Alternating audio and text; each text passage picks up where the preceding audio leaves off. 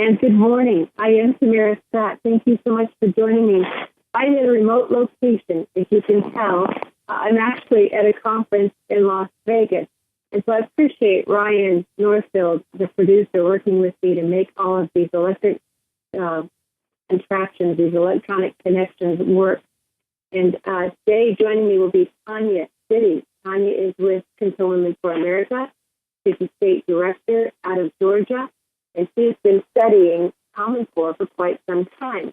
Also, we're hoping that Drew Klein will be stopping in studio. We could talk to him briefly about Americans for Prosperity, the activities they have going here in Iowa, in the state. So joining me on phone is Tanya, and so go ahead and go with Tanya, but I want to talk about a couple other things as well. Of course, the government's now back to work.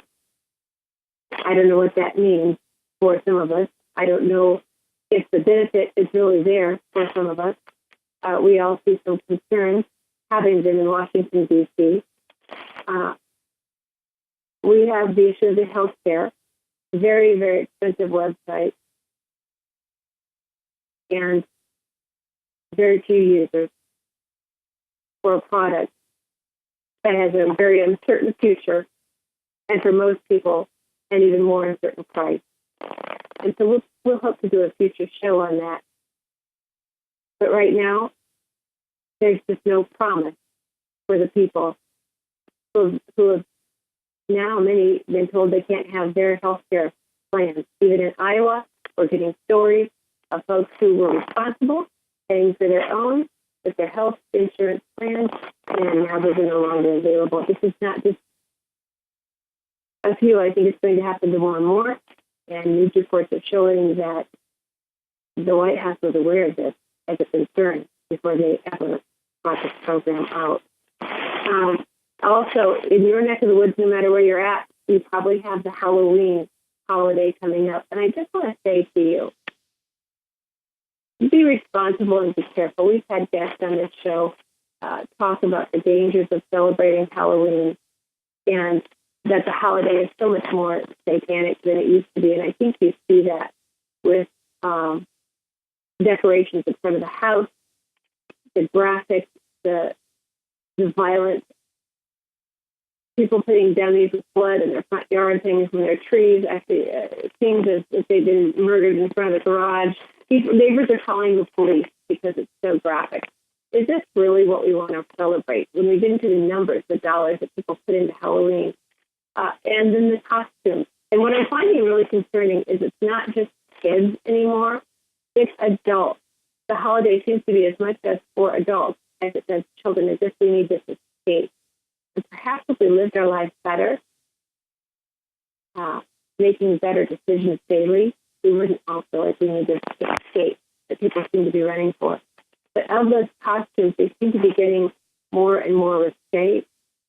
When I see costumes for kids that make cheerleaders age 5 look like they have curves, we expect that the NFL cheerleader, a little bit of a concern for me. And so I'll just ask you to caution what you're teaching your children, what you're allowing them to hear, to know about this holiday. And it can be a family holiday. We used to take our kids to the relative's house, and actually we had prayers and blessings when we went. It was a good day, and I still believe that even in the midst of a horrible holiday that has a very satanic beginning, for us it was a blessing. So now joining me is Tanya, Ditty. And Tanya, can you Good morning, Tamara.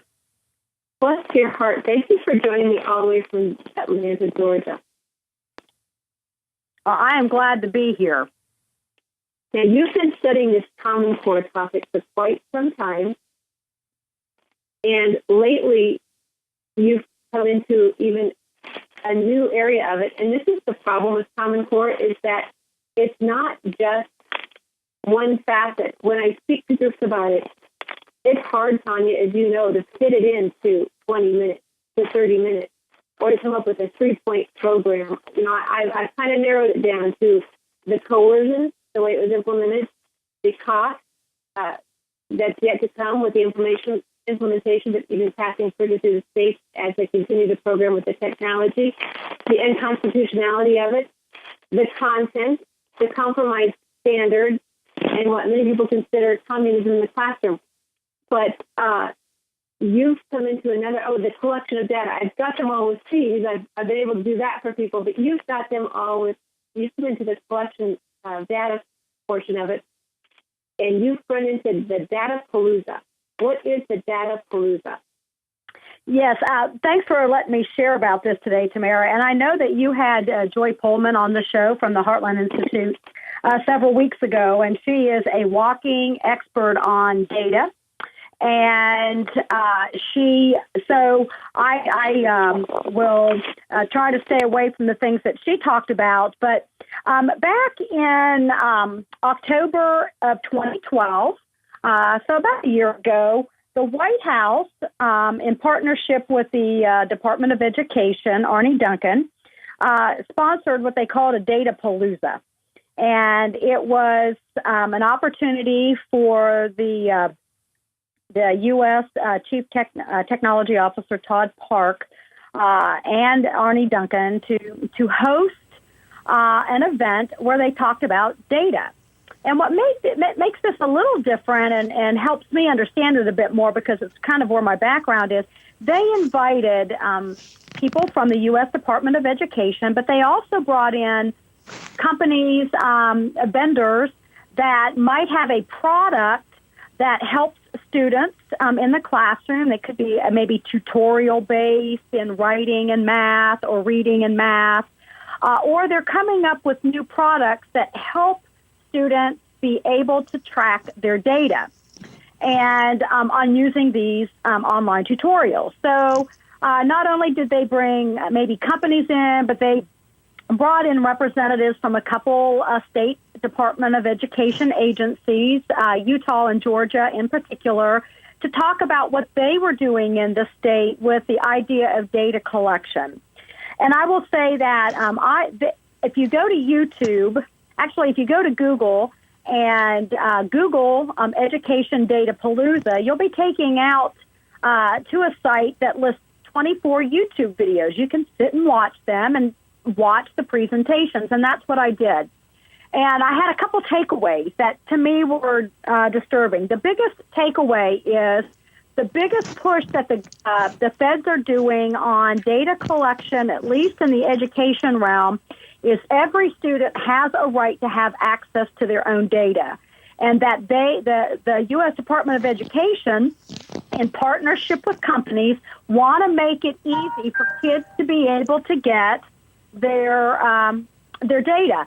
So several times, again, those that were agents of the U.S. Department of Education that I watched their videos, they just kept stressing it is a child's right to have data.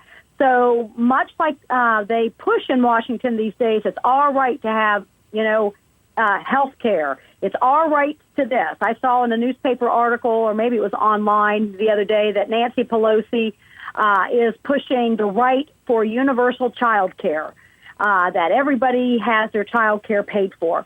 So it's a right. It's a right. And so that's how they're framing this, that every student has a right to see their data. Every parent has a right to see their data. So what they're doing to do that is they're coming up with several initiatives.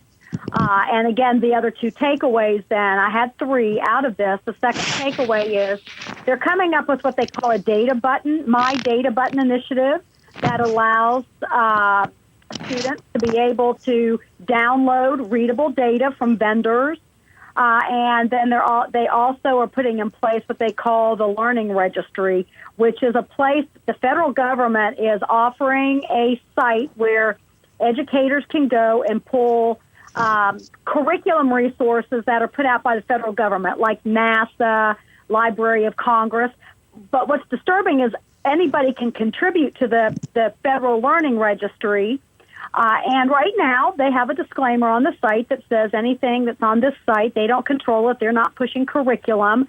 But I wonder how long it's going to be when all the states tie into this curriculum resource that's being offered for, quote, free by the federal government, that then the federal government will now be pushing out, curriculum ideas, which goes against 3 federal statutes. So that's kind of what Datapalooza is all about. It's very fascinating to watch these vendors gush all over the U.S. Department of Education and wanting to be a part of these initiatives. One reason is there's money flowing.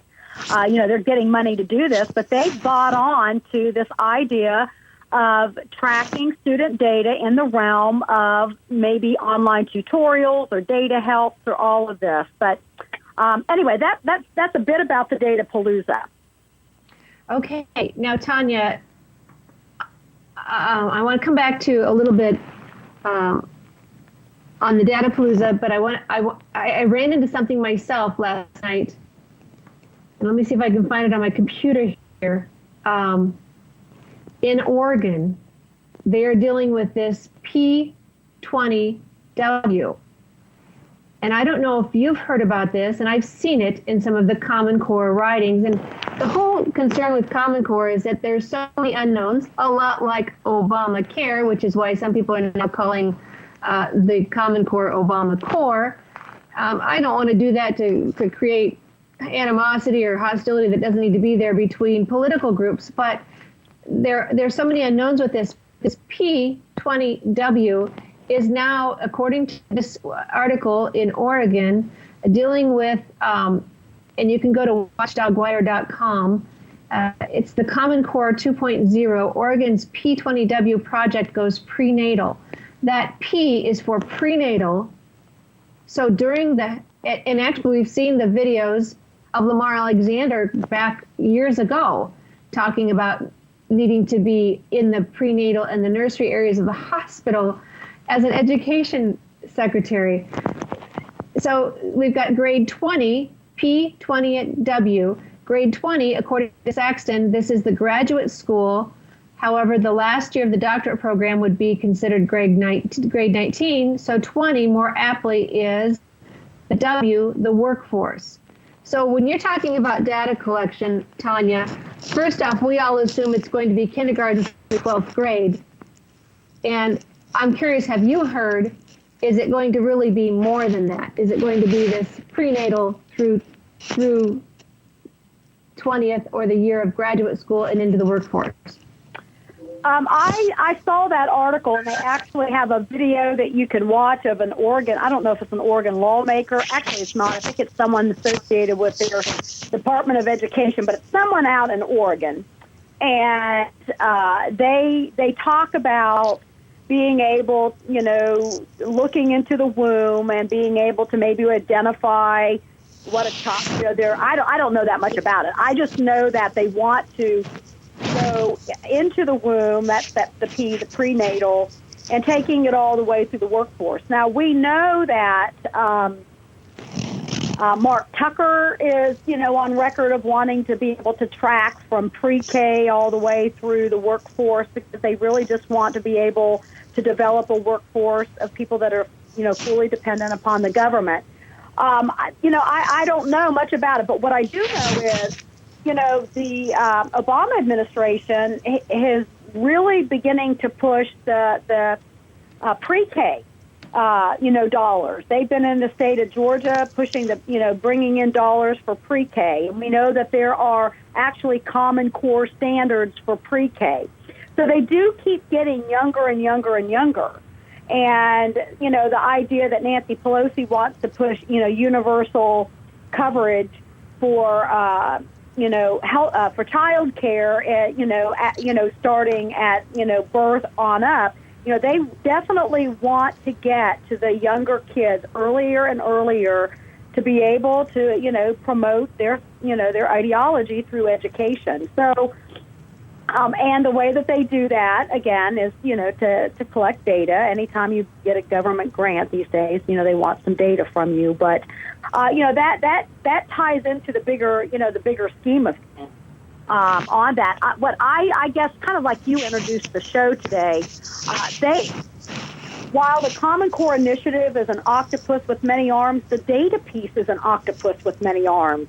Right. They're going to collect data any way they can, and they are going to get it any way they can. The big push now is there's been such pushback in the states from these race to the top grants, which if you took a Race to the Top grant, you had to build this state level student database system.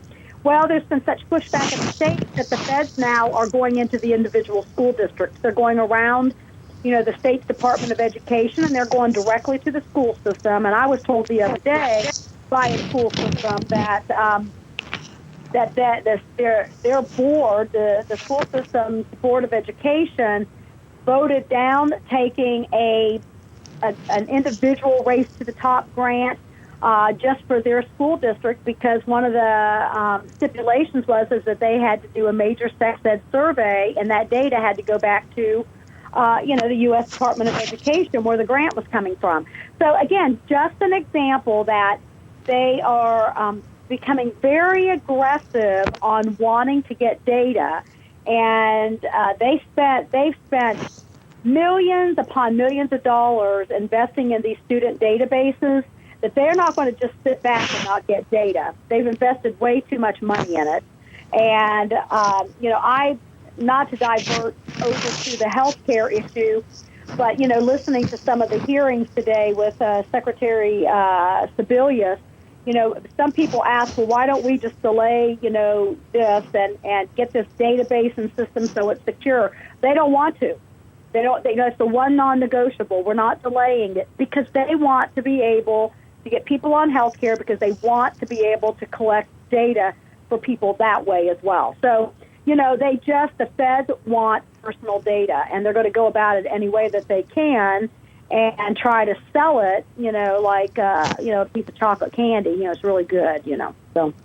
Well, okay, and so Tanya Ditty is my guest today. She's the State Director of Concerned Women for America, and as she mentioned, and I should have mentioned, her background is education. Her background is actually technology, and so she can give us some good insights into this discussion. Now, I think we need to take a break, Brian, so you can kind of bring me along on this. And to all of you who are following along, and I do thank you for doing that and giving us your time on webcast1live.com, webcast1live.com. We may be patching things together technologically, but the information is still sound and good information that you need, and Tanya can help us again. We're going to come back and talk more about this Datapalooza. We're going to talk about Common Core being the cement that brings it all together. So stay tuned with us. Ryan, you want to take us to commercial? We'll be back shortly. Yes, now your favorite programs on Webcast One Live can all be watched and listened to on any Android or Apple device, your phone, tablet, or iPad. Yes, your favorite shows on Webcast One Live are available live or on podcast wherever you go.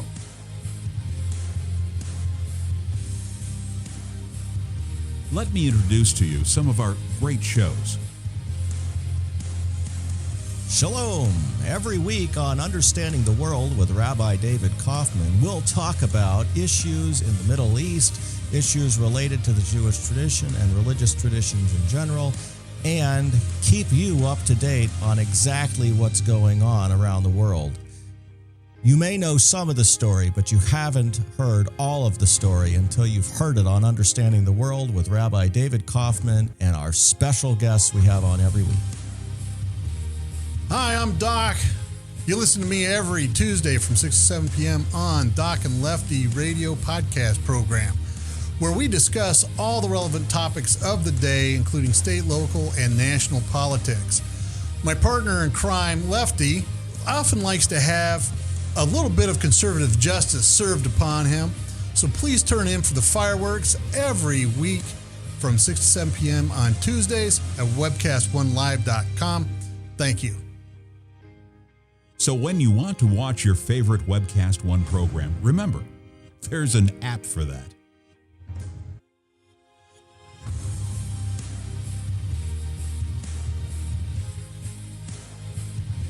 You know, there's an app for that.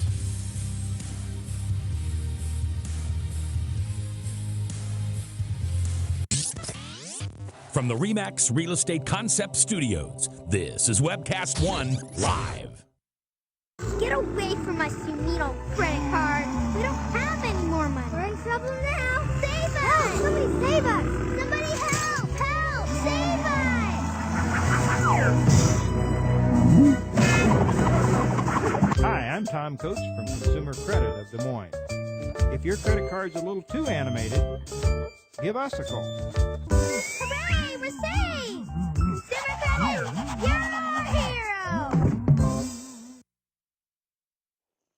And Diane, Tamara, Scott, thank you so much for staying with us at this portion of Truth for Our Time and Tamara, Scott Live. Whatever name you wish to put on the show, I just haven't put ownership on that yet. My concern is more getting information to you, and I thank guests that we've had, whether it's Henry Burt, whether it's Tanya, Ditty, Joy Pullman, people who have understood and studied this Common Core phenomenon for quite some time. Okay, so Tanya is my guest. She's from Georgia. She's with the Concerned Women for America group. And if you don't know, Concerned Women for America is a women's public policy organization, the largest one in the nation. And education is one of their tenets that they've been dealing with in the 30 plus years that they have been in existence. Tanya, when I look at this data palooza, and you were speaking earlier this week, Common Core is really the cement that brings so many other things together. The reforms that we've tried in the past on education that have failed, Common Core really brings many of those into being on a permanent basis and takes away local control. And we're talking about the data collection portion of it.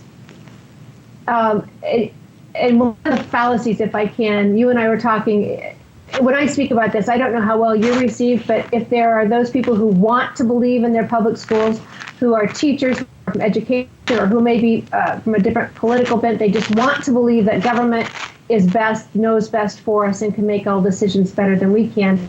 They become almost hostile and don't even listen to the material. But in this, Tanya, one of the promises they make, the whole reason we needed Common Core, was for those students who travel, who move from school district to school district. This will keep them in the loop and be able to put their learning smoothly from one school district to another. First off, the number of students that affects or impacts is less than 2%. And as you and I were discussing, if the curriculum isn't written, if teachers are writing their own lessons to align with Common Core, that won't work.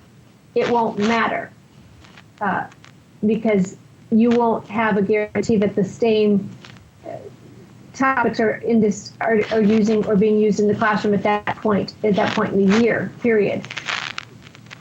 But one of the other things on this Common Core is that the information that will be stored, Tanya, on the Data Palooza, did it give you any idea if other companies, vendors, when you're talking about vendors, are you talking about suppliers or people who will be able to reap benefits from getting this information? Actually, it's the vendors that are going to be able to reap benefits. An example could be Scholastic. Actually, I'll use eScholar or Scholastic or Gallup. These are people that have supplied these. And by the way, I'll make it kind of these are digital learning. It's digital learning resources. It's not textbooks. It's these people that are making the advances into digital learning. But when you go into a public school setting, that one of the big purchases these days are what type of digital resources can the school district buy to help students, maybe to learn to read better, or can be a resource if students are struggling. And I know in the job that I just left, if students are reading below grade level, well, there'll be a company that would come out and say, look, we're going to provide this online digital resource that you can use at school and at home. A lot of it is at home. And if you go out, and we'll give you reading passages, answer the question, and then you can kind of self-test yourself. And again, it's just, digital learning tutorials. The problem is it's a data collection piece, and the more these companies can collect data on students, then they can turn around, better products. The key is they're going to have access to student data, and so these companies are going to make money on this, and that's the bottom line. They're going to make a tremendous amount of money. It's to their benefit to be able to collect data so they can turn around better products, and more than likely there'll be subsidies from the federal government. And it's just it's a racket. For one, it's a $1 billion or more racket. Pearson, by the way, who is the one that pretty much has a monopoly on textbooks and digital learning, they're going to be the biggest provider of digital learning materials. So it's a money maker, and then it's also dangerous because of the collection of data that kids will, quote, voluntarily do, not knowing the bigger picture that, and what I mentioned to you the other day is one of the videos talks about the My Data Initiative by Marina Martin, who is head of the department's education data initiative. She talks about how the federal government wants to be able to create a template to house all of these isolated pieces of data from vendors. If my child might be using 5 different vendors to do tutorials or use digital learning, well, that's fragmented data. Wouldn't it be great to have all this data in one place? And so the U.S. Department of Education has taken upon themselves to create this template, this online template that will house all the data. So when the student prints out their data that they can read, well, instead of having 5 pieces of paper with 5 different vendors, it'll all be aggregated together. And again, who's behind being that will have access to all this will once again be the federal government. So I know it sounds a little awkward, but if you go out and kind of watch those videos, which are about 6 or 7 minutes each, they were very limited on the amount of time they were allowed to speak. But if you watch it from beginning to end, the story is built for you on all the massive amount of data they want to collect, how proud they are on collecting data, and then, the eventual end person that will have this data will be the feds. Will be the feds. Plus, we don't know who else. I mean, when our kids go get that job or go to apply, we don't know exactly who else will have personal data that we don't mind an educator or a school administrator possibly knowing, but talk about a clean slate, Tanya. These kids will never get a clean slate. No, they will not. Their history will always follow them. And again, the type of data that these vendors are wanting to collect seems very innocent. But when it's aggregated together. And they're not just collecting whether a student got it right or wrong. They might have emotional questions in there. They might have demographic questions. Yeah, all very, very innocent, just to collect a little bit of quote about you. Kids can often go in and build their own little profile and tell a bit about themselves. They make it very kid-friendly, and the kids can, build their own little. They have out there where they want the kids to be able to build their own personal badges, much like a Boy Scout or a Girl Scout would collect certain badges that kind of tell you what they've achieved. Well, kids can, create a badge, a little portfolio about themselves, and it's all electronic data. The problem is it's going to get into the hands of the wrong people because it's being sold as you have a right to your data. It's very kid-friendly, very parent-friendly, and like you stated earlier, in the past, people have trusted vendors. They have been, quote, friends because they just want to help. I have no problem with people in the private sector involved with education if they're making money. I don't have a problem. Those partnerships are great because they provide a great service. The problem is it's going way beyond what it used to be. Now they're, in partnership with the federal government. Again, they would fall all over themselves during these videos to talk about, we're excited to be partnering with the federal government. Instead of the federal government saying we're excited to be partnering with somebody here, it's just the opposite. They're falling all over themselves as if the federal government is God, but the federal government has money, and that's what it's all about. And you touched on that earlier, and I had read on that. One of the problems with Common Core is the legislators never voted to bring it in. It was forced on states by the money application when they applied for the Race to the Top monies. There was a method of understanding or an agreement that they would do the Common Core standards before they were written. And the legislators never said, yes, we will accept this. In Iowa states, I think the State Board of Education is credited for accepting the standards. And so part of the concern is now, as you said earlier, the federal governments have figured out they go right past, even in states like Texas, where they voted no, not to accept the Common Core. They're going to individual districts and offering money. And districts are so in need of money that they'll take that money. They'll take that grant. We hear grants are just always wonderful. And that will then force them to participate in various aspects of the program, whether it's the data collection, the state longitudinal data study. There are several names to it. The P20 workforce in Oregon. That's another one of the concerns, Tanya, is it's hard to warn people about something that's constantly changing and you can't identify well. Now, correct. And I do want to be real clear that with the Race to the Top grants and stimulus bill back in 2009, the state built a state longitudinal data system. It's called a statewide longitudinal data system. And I can't say that the P20W fits into that. I think they're building the framework in which to hold the data. When the state got on, they thought that they were building a framework in which just to store data so that if a child moves within the state, their data is, moves with them. One thing that I learned from the Data Palooza, and I actually learned it watching our chief information officer from the state of Georgia. He was there. I was a little disturbed about that.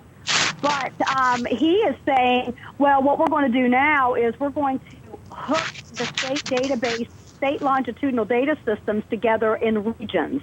So ours is called SEED, S-E-E-D, and it has to do with Georgia's state longitudinal data system is going to probably be connected perhaps like with South Carolina, North Carolina, surrounding states. So if kids travel, if someone moves from Georgia to South Carolina, then the data records, travel with them.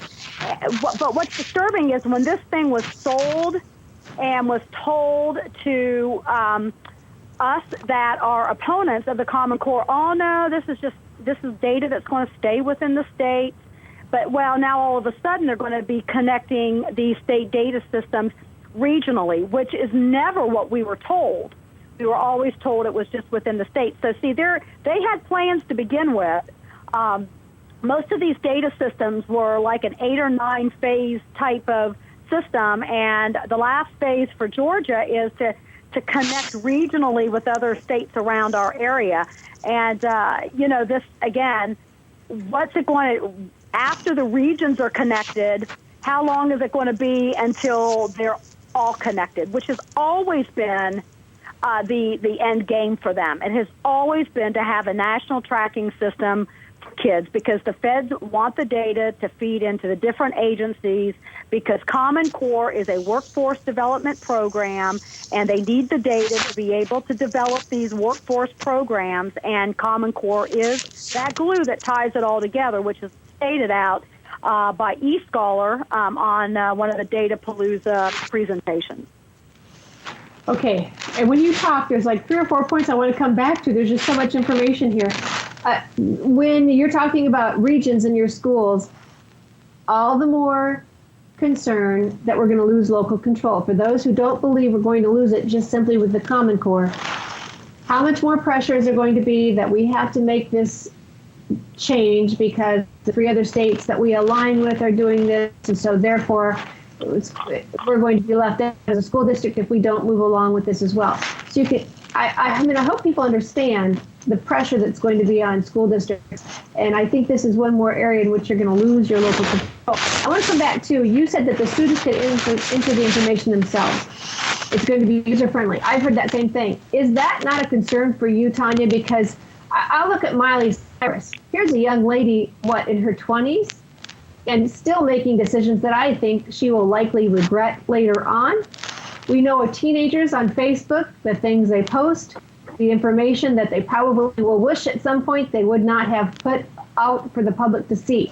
And yet these are the kids who are going to be putting information into their record that will be permanent, that will not go away, that will be allowed to be accessible from vendors, and we don't know exactly what vendors yet.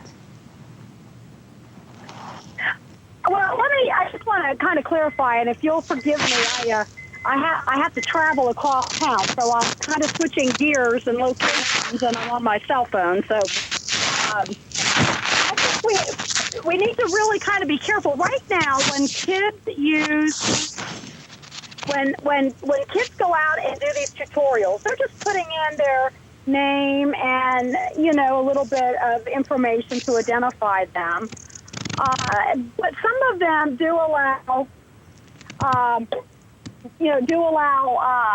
to build, they call them avatars, information. It's just, kids get too loosey-goosey with that type of information. I can't say a lot of it is like a Facebook mentality, but, one of the vendors that my school district used, we could put demographic data in about the kids. We could put in what their gender is and, their grade level and some identifying information, perhaps, what their race is. And so some of that data is sitting behind the scenes that the kids never put in, but the school district put in because it helps the teachers make decisions. Those are the types of things that, could eventually get passed on to, on the student's profile, when the vendors are collecting this data. So, I think right now it's very surfacey, but, as these vendors want more and more detail about the kids, then, we move into a different arena. So, but yeah, kids are too loose online. That's for sure. So let's come back to this Datapalooza, the 24 videos, 7 minutes apiece, and people can go to YouTube, and if they will search Datapalooza, they'll be able to find these videos. That's correct. Actually, if you just Google YouTube Datapalooza videos, they'll come up. They start with Arnie Duncan, and then they end with, and I wanted to make sure that I got this in today for those that are listening. Michelle Malkin put out a piece last week on the technology czars and the Obama administration. And one of the people mentioned in there is Todd Park, who is, he's the former, I don't know if he's the U.S., I think he's the U.S. Chief Information Officer, but what I do know is he had a big role over in HHS when they were developing the healthcare.gov. He is, Obama considers him just a master of technology, and he was partnering with Arnie Duncan on this Datapalooza event. And the very last video is of him talking. He's wrapping up the day, but he's talking about how they have all these oodles and oodles of data and how they need to harness this data. So here you've got a technology czar that was working on the HHS plan, and we all know that it is to collect personal data on people. That is the biggest threat that we have with that. And he's over there wanting to harness data over in the education world. So you've got these people, they're tied together at the White House level, and they're dangerous people because they love data and they want to use data, to formulate their policies. And again, it's at the submission of us that we have to do that. And so we know with, Obamacare, it is something that they have to do. And so, the mentality of wanting that data is running around in Todd Park. And he seems like a very friendly guy and, just a guy that really cares about kids and wants them to have their data and thinks they have a right to have their data. But if you watch it where he's been and what he's worked on, and now he's over there partnering up with Arnie Duncan, the Secretary of Education, it's a scary proposition. Well, first off, if he was that instrumental in the Affordable Health Care Act, the healthcare.gov, when you talk about technology, it's had its issues. Even Saturday Night Live, when Saturday Night Live starts talking about how poorly something's going with this administration, we know it's reached an all-time high. So if Todd Parks is the czar for technology, that's a bit of a concern, which leads me again, Tanya, what about the hacking, the accessibility? Who all will have this information? When these students go out to get a loan, it's amazing the kind of information people can pull up on you anyway, but in what instances is this information going to be utilized not only by companies they may be doing business with, but by folks who we don't even know are going to have access to our information? And a couple of the vendors that did presentations on the Datapalooza, one of the products that they want to sell is the ability for kids to be able to make wise decisions when they go into college, and that is to be able to enter data and then to be able to look at the different colleges that they can afford. And so it's on the surface, it sounds great. We're helping the kids make some good, sound decisions going into college. I don't oppose that. I think that's great. One of a big financial advisor guru actually advertises, I don't know what product it is, but hey, parents, you can go out, plug in information, and it really helps the kids, help you make good college selections. Who doesn't want that in the era of kids getting stuck with these large student loans? The problem is how can these programs help you make good decisions, but that you've got to offer up your financial data? And again, anybody that was on that Datapalooza, no doubt are going to want to partner with the feds, because that is the great thing to do, because we've got to harness data.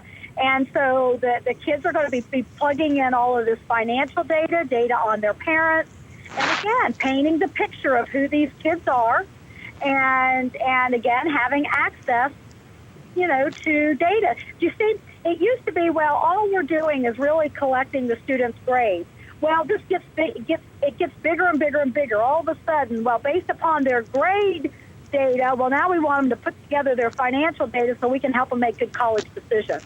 They just are going. The way they're collecting data is so fragmented to keep us off guard. And because we would be livid if we thought they were just going to collect it all in one place. But they're using different vehicles to collect this data, and they're painting it as if it's a great feature and a great help. The problem is the people on the other side of this is the federal government, and they have no right to have this data. Well, actually, I'm going to take that back. They're in charge of student loans now, so they're going to be able to use this data, because of student loans.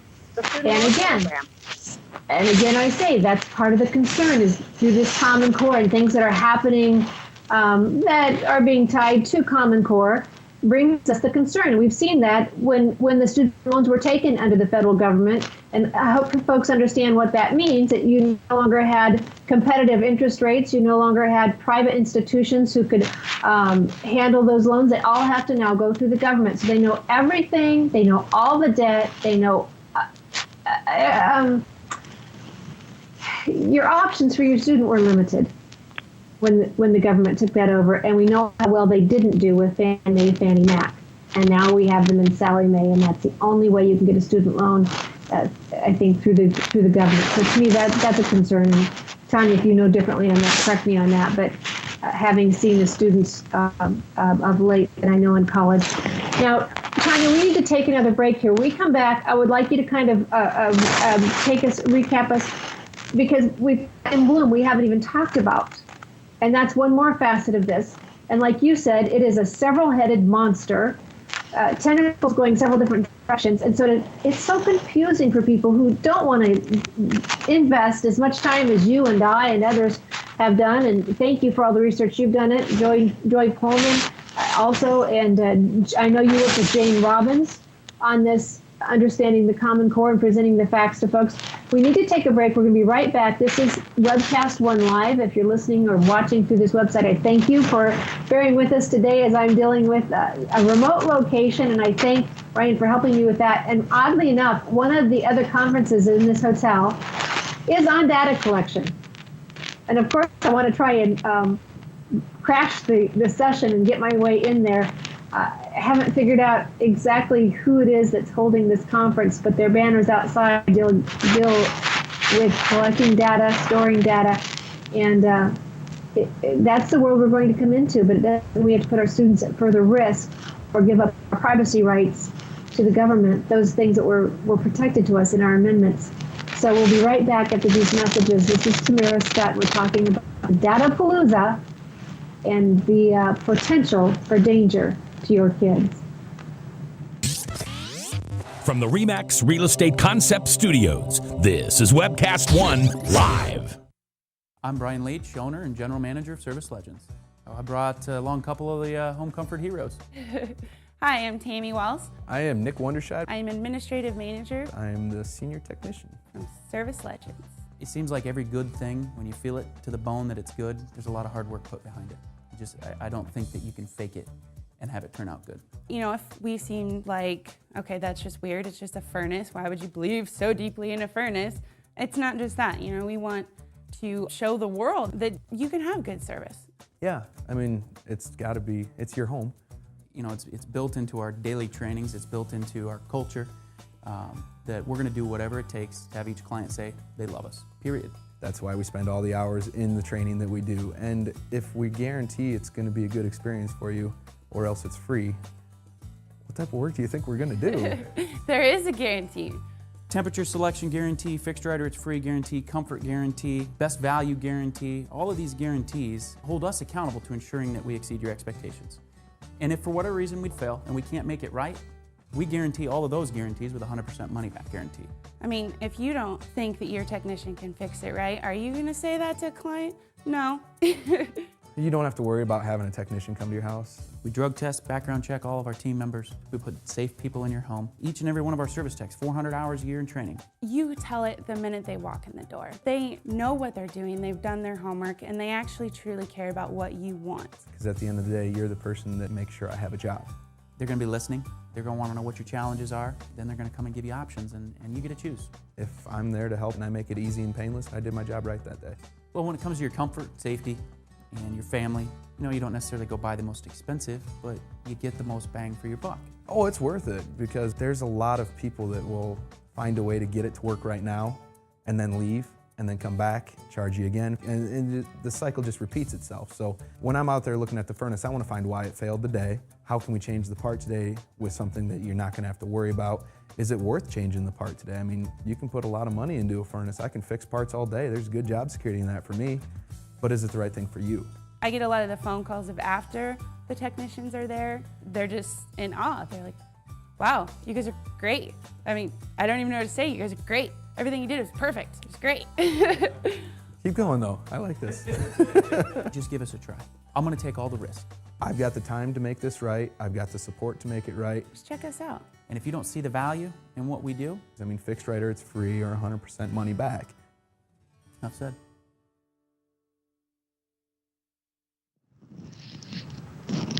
And thank you for staying with us. I am Tamara Scott. We're coming to you live from actually Las Vegas, which sounds so weird to even say, but I'm here with a conference, and as I was just saying, there's another conference on data collection, and it's most tempting for me to try to crash that conference and see what else I can find. Tanya Ditty is my guest today.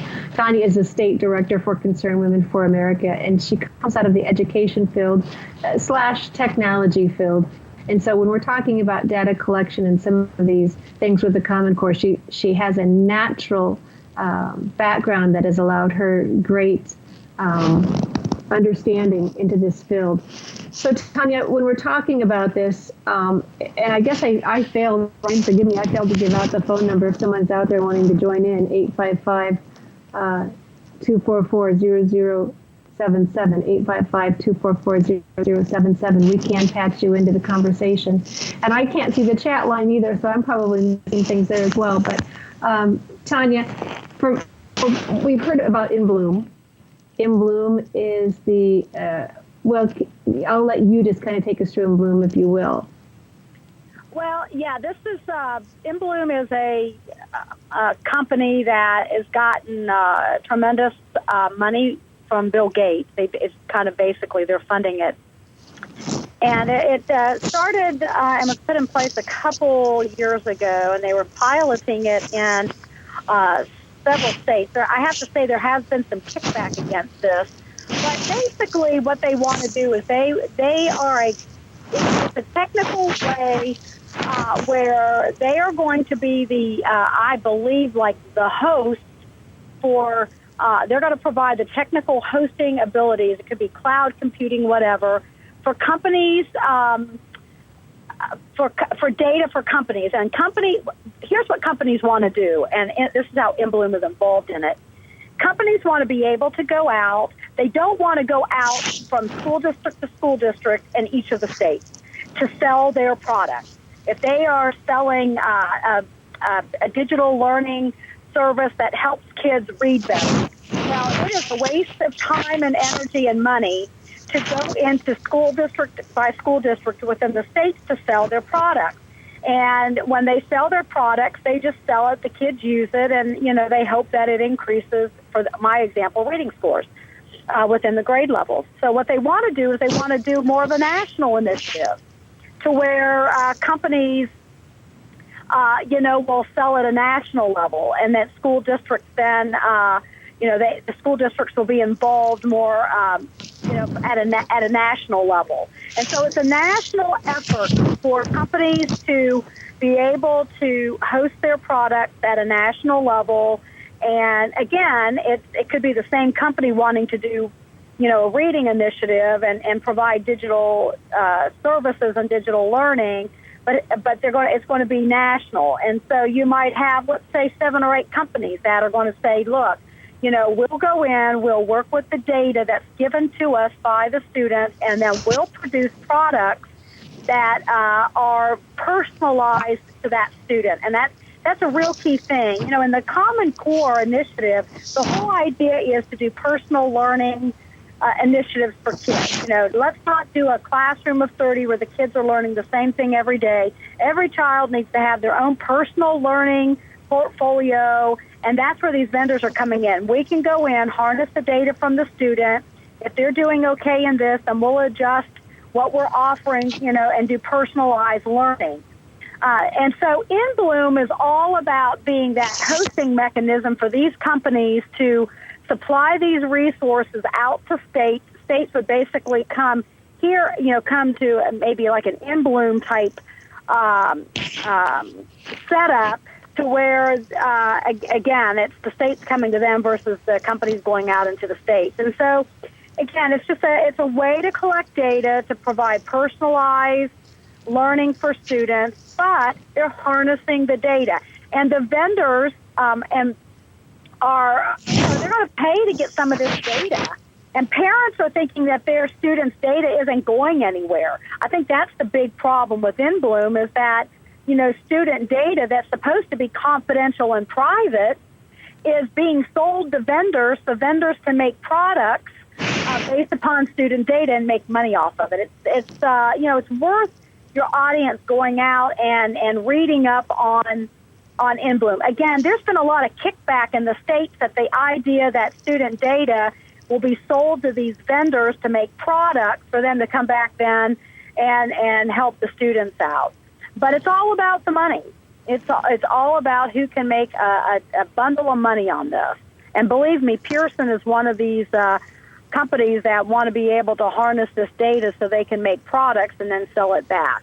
So I hope that was clear, again, in just a short amount of time to explain. It's a big fabricated way just to make money and to collect student data.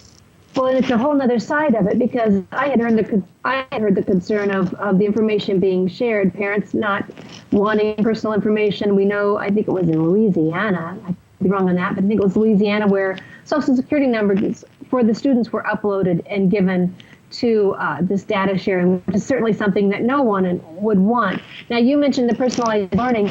And again, they have wonderful ways of selling it. We've seen the positive spin on the biometric scanning they're doing on the faces as how this is going to help teachers understand if students are actually learning the information. And now you're talking about the personalized learning, and that's why they want this information so they can better guide or detail or plan a curriculum.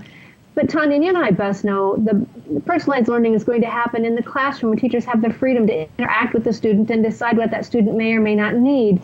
And Common Core destroys that very ability because it will be, in time, a national curriculum because standards will be deemed. And when we teach to the test, we end up teaching what the test is asking.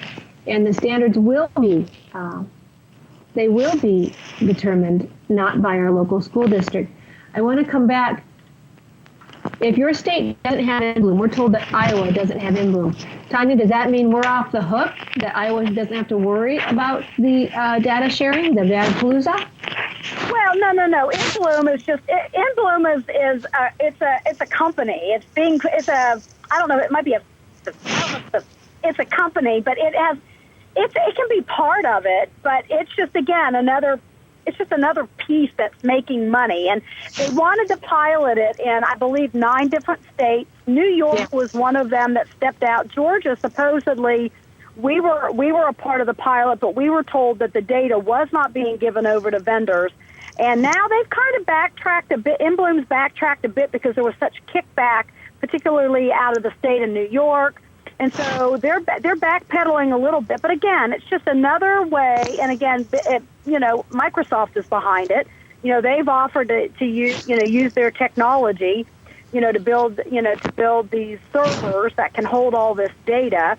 But again, it's just another piece of the puzzle. It doesn't mean it might play a part with the student, the statewide, data collection piece. But it's not the end all. And so again, you should be concerned about. So again, when parents say, "Well, gosh, we can relax because we don't have in bloom in this state," or "Our Department of Education says this," or I want people to understand you really can't relax because there's so many different aspects and facets of it that.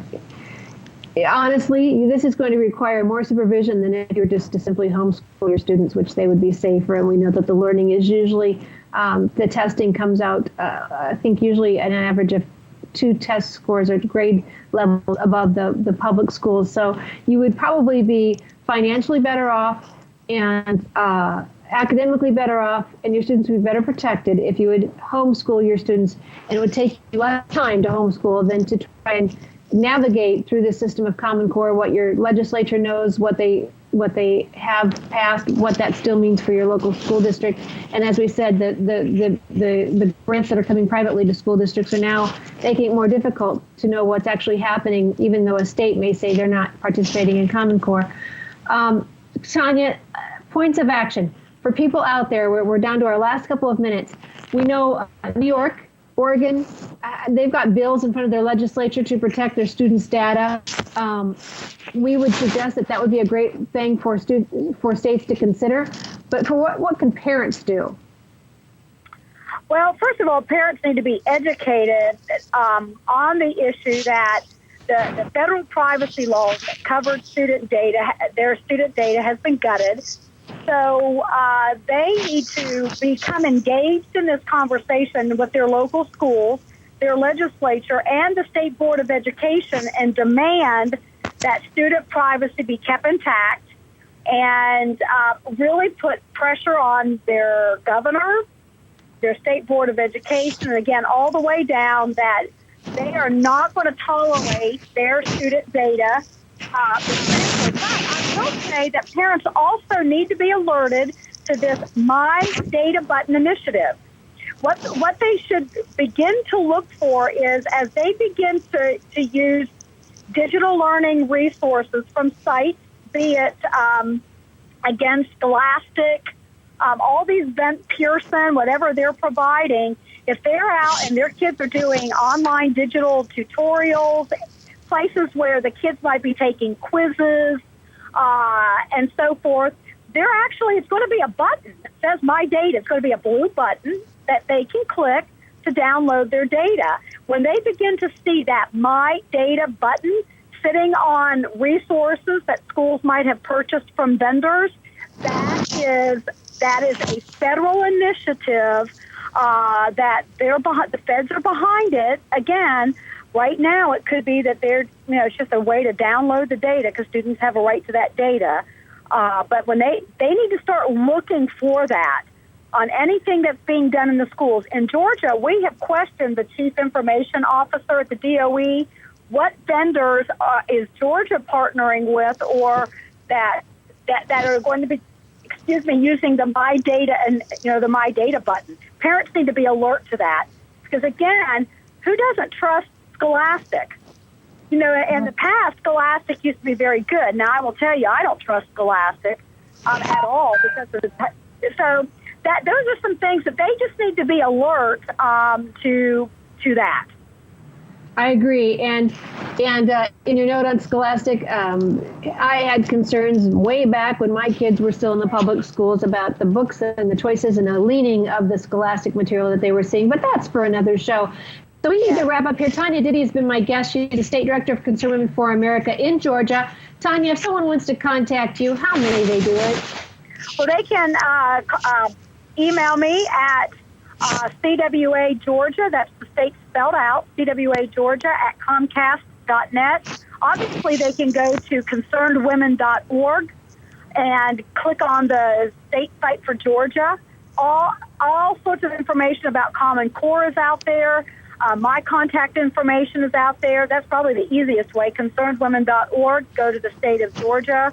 There's a drop-down list for states, and my phone number is there. My email is there. We also have StopCommonCore.com. It's a great website that's got tremendous amounts of resources out there, and those are just some good contact information. StopCommonCore.com, a great place for you to go. And again, most every state has a Facebook page on Stop Common Core.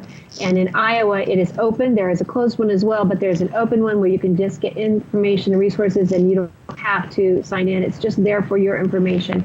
So Tanya Ditty, thank you so much for joining me today. Thank you for your information. Folks, you need to go to Datapalooza. Data, D-A-T-A, Palooza, P-A-L-O-O-Z-A. YouTube. Just Google it and watch some of those videos. At the very most, watch the 24th video with the Chief Information Officer, Todd Park. And I think that will give you some information as well. Tanya Ditty, thank you for joining me today. Thank you, Tamara. I appreciate the opportunity to talk about Common Core. And folks, we'll be back next week, 10 a.m. We'll be back in studio, which I know makes it a little bit easier for Ryan and all of you to follow along. But thank you for joining us today. Be encouraged and never be complacent.